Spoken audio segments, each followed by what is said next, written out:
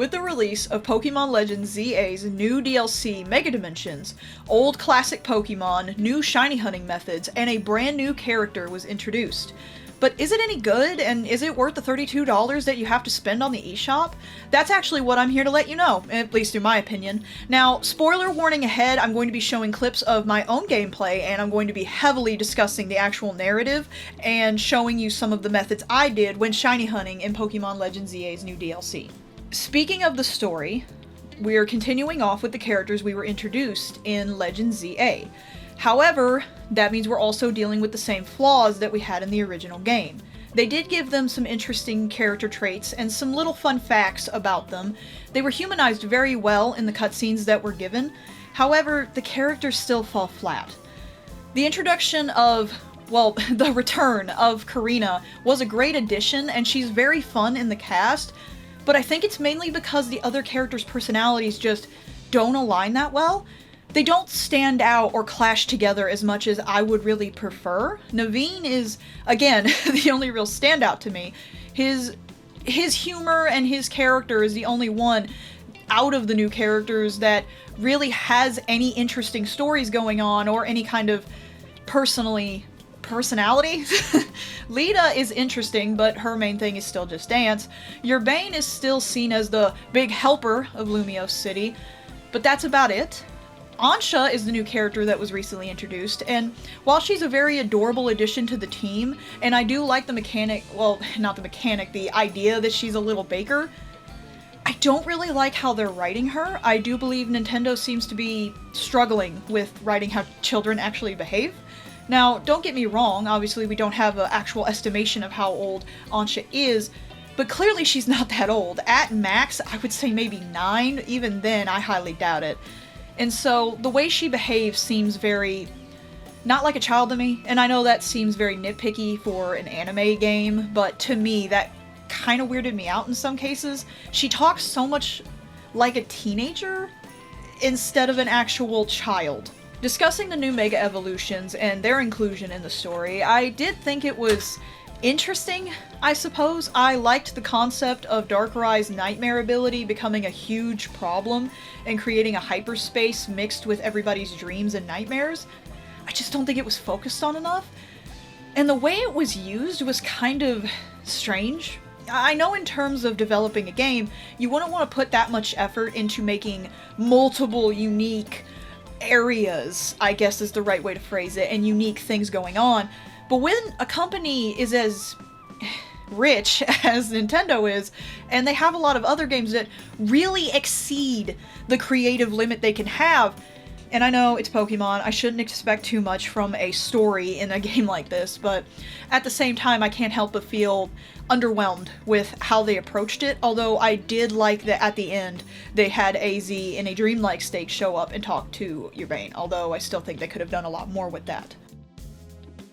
Now, in terms of gameplay, unfortunately, I believe the issues the narrative had actually starting to leak in to the gameplay. Now, I recognize that this is going to probably cause a lot of debate, but this is more of a personal opinion and not so much a overall major flaw of the game, at least how I would take it. Personally, I did not enjoy the donut timer, is how I'm going to phrase it. I like the concept of returning what they did with the sandwich mechanic in Scarlet and Violet. I don't think they approached it correctly. There's honestly a lot of things in this game I don't think they approached correctly. The ideas are there, but unfortunately they're just not hitting. They're not really doing it properly. Although I wasn't a big fan of the original X and Y either, so maybe that's just something that happens in Gen 6. I don't know. Now, however, I do really like the approach to shiny hunting. I actually enjoy that they brought the sparkling power back, and I actually really like that you can just kind of reuse the already existing shiny methods, or you can just kill them over and over again until you get what you want.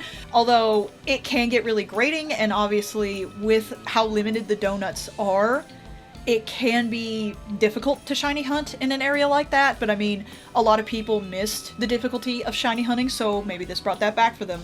But me personally, excluding the shiny hunting timer, as that did kind of add some interesting fun to it, I personally don't think overall that it was a good addition to the game, and I just did not enjoy it. I don't enjoy it even now, despite the fact that as you progress you do get a lot more time in the hyperspace. I still think that even just the limitation of 10 minutes is far, far too much, because when you purchase this DLC, the first thing people are going to want is to be in hyperspace. They're going to want to be exploring these new areas, they're going to want to see these new Pokemon, shiny hunt, check out what's going on, see how all this works.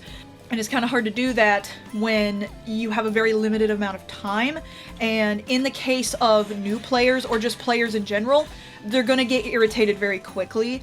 I know a couple of players who tried it out, and they tried the first couple of hyperspace missions, and they did not enjoy it at all because they barely had any time. Because you start out with like maybe 2 minutes, I think it was, and that's not enough time to really enjoy what you purchased, and they immediately were like, okay, I'm not enjoying this like I thought I would. Another thing I think the DLC suffers from, which the original hardcore game also suffers from, is a really slow start. I saw a lot of complaints about the tutorial being far too long, and I would say the first mission is also far too long here, when a lot of people are going to want to just go into hyperspace, which just, again, goes into the donut timer. I think they should have just tackled it a little bit differently.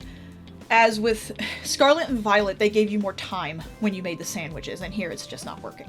Now, in terms of the new shiny methods, as I said, most of them just focus on spawning and respawning, or despawning, over and over again. There's elevators you can use. There's a good length away, because usually the feat you have to get away from is 75 feet. You can do that as well, or you could just beat the crap out of them until they're respawned by Arceus. That also applies here. But they're easy to do methods, and with the challenge of the timer, I think that gives back just a little bit more difficulty in shiny hunting. I've actually struggled to shiny hunt. I've only found about 2 shinies with the shiny charm in hyperspace so far. One of them is an Eevee, but I'm not going to brag about that. But overall, the donut timer is not great. The beginning mission is way too slow. The new Hyperspace Lumiose missions I actually quite enjoy, and they remind me a lot of Legends Arceus, so those are fantastic. No notes there. That's actually the best part of the game. And overall, I think the donut timer kind of ruins a very good idea with hyperspace and redoing the mission surveys from Legends Arceus. Now, I know what you all want me to talk about. It's the main reason anybody would buy the DLC in the first place. The Mega Evolutions. Are they good? Stat-wise, design-wise, are they worth it? Honestly, if you're buying the DLC just for the Megas, honestly, yes. I actually think the Mega Evolutions in the DLC is much, much better than what you get in the base game. The Mega Evolutions you get, such as Mega Meowstic, Staraptor, Mega Absol Z, and controversial take, but I love it, Mega Lucario Z, all of them are just, they're just great. The typings are good, the stats are fantastic, and the designs are hitting. Way, way better than the ones we actually got. And honestly, I'm pretty sure they had these planned ahead of time and just decided, let's leave our best for the DLC to force people to buy it. Which, I mean, that's usually how it goes in a company, but they're great if you're looking overall for just something good for your new competitive team, or if you're just looking for something that's sick as heck to look at. I mean, these designs are gorgeous in my opinion. As I said, I personally love Mega Lucario Z. I love the original Mega Lucario. I was a huge fan of Mega Absol as well, so Mega Absol Z, oh my god, that was absolutely amazing. Stunning design. Who doesn't love Staraptor? The weakest one is Mega Tatsugiri, and even then, I'd still say it's at least comical, although I don't think anything will ever truly match the comical genius that is the disaster of Mega Stormy. But Mega Tatsugiri is still funny. I would say it's still pretty funny, you know, giant sushi in an ultra-wide restaurant. That's an interesting take. Overall, to give 2 ratings, I'm going to give 1 for the DLC separately, and 1 for the DLC combined with the base game. Now, the DLC separately, I'm afraid I'm going to have to give it a lower rating than the game. 6.8 out of 10. The donut mechanic is just far too agitating, and because of how long the first mission is, along with what little time you can even get with the beginning donuts, it's just a lot of people are going to drop it, especially it's going to be aggravating when you spend $30 and the first mission just, you feel like you're chugging along. You don't really enjoy your experience when you first start the DLC. Obviously it gets better as it progresses. I enjoyed my time with it a lot more when I got to the later stages, but that's not a good thing. You need to be able to hook your players at the beginning, and I don't feel the DLC does that. And the donut timer does not get any less agitating to deal with. Honestly, it gets much, much worse, and it gets so bad that when you're fighting Mega Darkrai, it knows that it's kind of screwing you over, so it actually gives you the donut time back, even though that was already gone before you got into the second phase. That's how bad these donut timers can be, that they had to give you that time back. Also, I'm just really bad at the game. Which, another recommendation, if you play Pokemon as a casual player like me, not the game for you at all. This game is very clearly made for the competitive players. It makes getting bottle caps not super easy, but they are at least decent enough to get to. You can level up your Pokemon extremely quickly. The game is very battle heavy. In general, it's made for more competitive players and not casual players, or dare I say collectors, even though that's what Pokemon's mainly about. So, the overall review, combining it with the base game, I would have to say Pokémon Legends ZA and Pokémon Legends ZA Mega Dimensions would have to get a 7 out of 10. It just does not, it's not worth the price. Thank you so much for watching, and I really hope you enjoyed this review of Pokémon Legends ZA's new DLC. If you enjoyed our content, make sure to like, subscribe, watch the videos, and if you enjoy any of it, make sure to check out these other little videos you're going to see on the screen here.